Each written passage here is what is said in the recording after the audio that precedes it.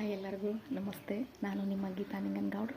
ಬೆಳಗಿನ ಶುಭೋದಯದಲ್ಲಿ ನಿಮ್ಮೊಂದಿಗೆ ಒಂದು ಕೊಟೇಶನನ್ನು ಶೇರ್ ಮಾಡ್ಕೊತಾ ಇದ್ದೀನಿ. ಏನಪ್ಪ ಅಂತ ಹೇಳಿದ್ರೆ, ಪ್ರಯತ್ನವನ್ನು ನಿಲ್ಲಿಸಬಾರ್ದು. ಯಾಕಂತ ಹೇಳಿದ್ರೆ ಪ್ರಯತ್ನವನ್ನು ನಿಲ್ಲಿಸಬೇಡಿ. ಯಾಕಂತ ಹೇಳಿದ್ರೆ ಗಡಿಯಾರದ ಕೊನೆಯೂ ಸಹಿತ ಆ ಒಂದು ಕಿಲಿಯ ಲಾಕನ್ನು ತೆರೆಯಬಹುದು. ಅಂದ್ರೆ ನಾವು ಕಟ್ಟಕಡೆಯ ಅಂದರೆ ನಮ್ಮ ಒಂದು ಕೆಲಸದ ಕಟ್ಟಕಡೆಯ, ನಮ್ಮ ಪರಿಶ್ರಮದ ಕಟ್ಟಕಡೆಯ ಕೊನೆಯ ಹಂತದಲ್ಲಿ ಸಹಿತ ನಾವು ಜಯವನ್ನು ಪಡೆದುಕೊಳ್ಬೋದು. ಅದಕ್ಕಾಗಿ ಯಾವುದೇ ಕೆಲಸ ಕಾರ್ಯಗಳನ್ನು ಮಾಡಬೇಕಾದ್ರೂ ನಾವು ತಾಳ್ಮೆಯಿಂದ ಇರಲಿಕ್ಕೆ ಕಲಿಬೇಕು. ಯಾಕಂತ ಹೇಳಿದ್ರೆ ನೋಡಿರಿ, ಫಾರ್ ಎಕ್ಸಾಂಪಲ್ ಒಂದು ಬಿಸ್ನೆಸ್ಸನ್ನು ಸ್ಟಾರ್ಟ್ ಮಾಡ್ತೀವಿ. ಆ ಬಿಸ್ನೆಸ್ಸಲ್ಲಿ ಏನಾಗ್ತೈತೆ ಅಂತಂದರೆ ಕೆಲವೊಂದಿಷ್ಟು ರೂಲ್ಸು ರೆಗ್ಯುಲೇಷನನ್ನು ಫಾಲೋ ಮಾಡಬೇಕಾಗ್ತೈತಿ.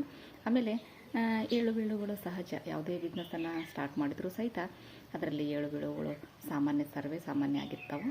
ಅಂಥ ಏಳು ಬೀಳುಗಳು ಕಂಡಾಗ, ಅಂದರೆ ಬೀಳುಗಳು ಕಂಡಾಗ ಕುಗ್ಬಾರ್ದು.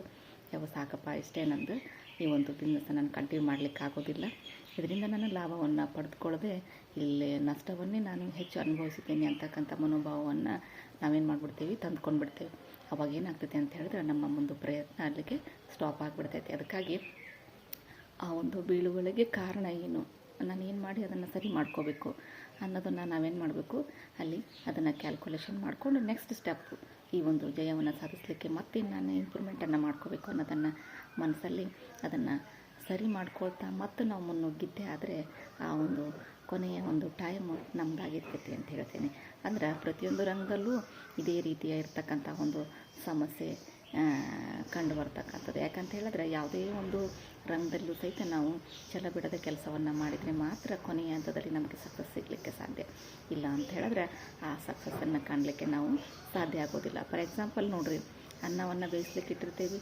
ಬಟ್ ಅನ್ನವನ್ನು ನಾವು ಅಕ್ಕಿ ಹಾಕಿ ನೀರು ಹಾಕಿ ಸ್ಟವ್ ಮೇಲೆ ಇಟ್ಟ ತಕ್ಷಣ 1-2 ನಿಮಿಷಕ್ಕೆ ನಮಗೆ ಅನ್ನ ಸಿಗಲಿಕ್ಕೆ ಆಗೋದಿಲ್ಲ, ಸಾಧ್ಯನೇ ಇಲ್ಲ. ಯಾಕಂತ ಹೇಳಿದ್ರೆ ಅದು ಬೇಯಲಿಕ್ಕೆ ಟೈಮನ್ನು ತೆಗೆದುಕೊಳ್ತೈತಿ.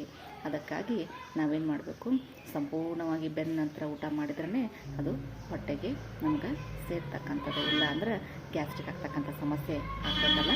ಅದೇ ರೀತಿಯಾಗಿ ನಮ್ಮ ಕೆಲಸ ಕಾರ್ಯಗಳನ್ನು ನಾವೇನು ಮಾಡಬೇಕು, ನಿಷ್ಠೆಯಿಂದ ಮಾಡಬೇಕು.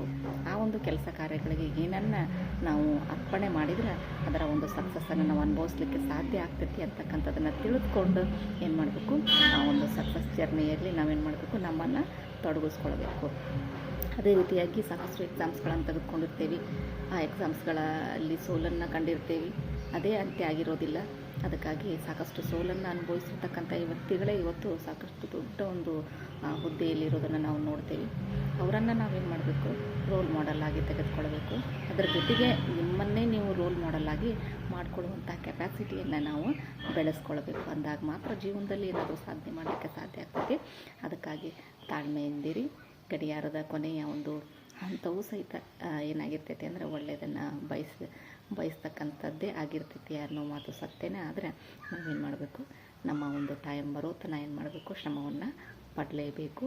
ನಡೆಯೋದನ್ನು ನಿಲ್ಲಿಸಬಾರ್ದು, ಪ್ರಯತ್ನ ಪಡೋದನ್ನು ನಿಲ್ಲಿಸಬಾರ್ದು. ಮುನ್ನುಗ್ಗಿ ನಮ್ಮ ಒಂದು ಸಕ್ಸಸ್ಸನ್ನು ಬಾಚಿಕೊಳ್ಬೇಕು ಅಂತ ಹೇಳ್ತಾ ಬೆಳಗಿನ ಒಂದು ಶುಭೋದಯದ ಮಾತನ್ನು ಇಲ್ಲಿಗೆ ಮುಗಿಸ್ತೀನಿ. ಮತ್ತೆ ನಾಳೆ ಮತ್ತೊಂದು ಶುಭೋದಯದ ಕೊಟೇಶನ್ ಜೊತೆಗೆ ನಿಮ್ಮನ್ನು ಭೇಟಿ ಆಗ್ತೀನಿ. ಅಲ್ಲಿವರೆಗೂ ನಮಸ್ತೆ.